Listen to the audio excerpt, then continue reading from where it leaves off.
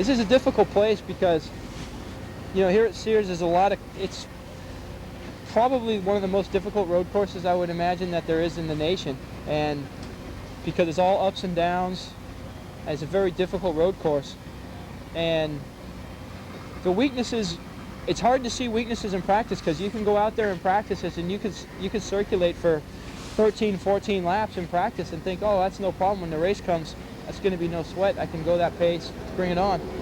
Then you go out in the race and you drop 2-3 seconds a lap, because I always go quicker in practice than I do in a race.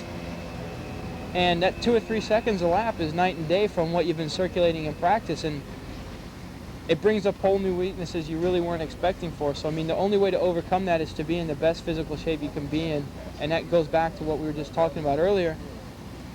Being an all-around road racer, not just being a club racer. If you're going to be a professional at it, you got to dedicate to everything, not just, you know, showing up at the racetrack and being able to ride fast for a club race 10 laps, or, you know, the most we race is 10 laps. You got to be able to do the whole program, and like I say, you can't really see any physical, you know, problems until you really go out there and you try your hardest all the time.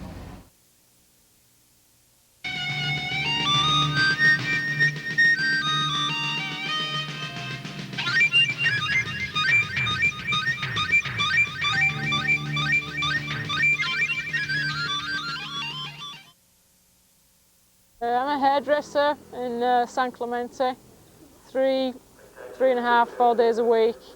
I work out a lot in the gym. I'm there 3 days a week. I like to run on the treadmill. I usually set myself a goal. My last good result was, to me, on the treadmill. I did a 10K in 40.6 seconds. So next time I get on it and I figure I'm going to go fast, I've got to start a lot faster, and I'm always trying to beat the clock.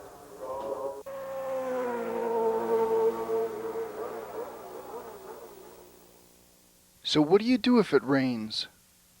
Because they usually don't like to hold motorcycle races in the rain. It has something to do with their lack of traction or something, I don't know. But if the rains do come, it means either your practice sessions and or qualifying sessions get shorter. And if necessary, they'll even hold the race off till Monday or Tuesday or the next clear day. It's at times like these that the racers pray their silent prayers to their gods, who also ride motorcycles, to clear the skies, bring back the sun, and dry out the track. And when Sunday came, the clouds departed, the racers raced, and all was good.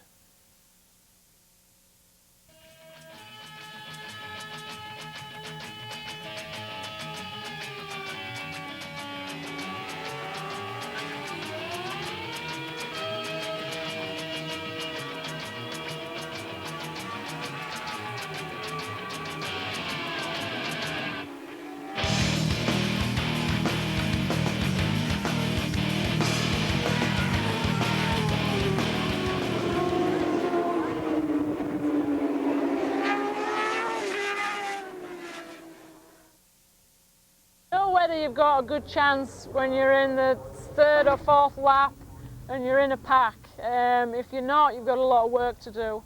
You know if you're going to do all right if you can run with the guys that are usually the winners. If you're not up front, you've got to work on the places that you're weak.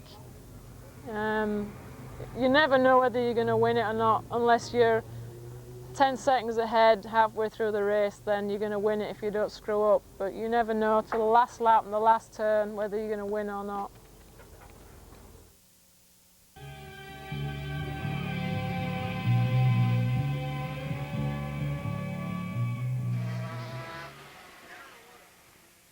Now all the practicing is over. Your qualifying times have got you seated somewhere on the starting grid, and it's time to put it all together. For every lap, every turn. Knowing that if you make the slightest bobble or lapse in concentration, that bike gridded right behind you is going to go flying by. The first bikes to race were the super bikes, followed by the 600s. Let me give you a small synopsis of the last couple of superbike races I saw. There was a lot of this and a lot of this. There's some of this and some more of that.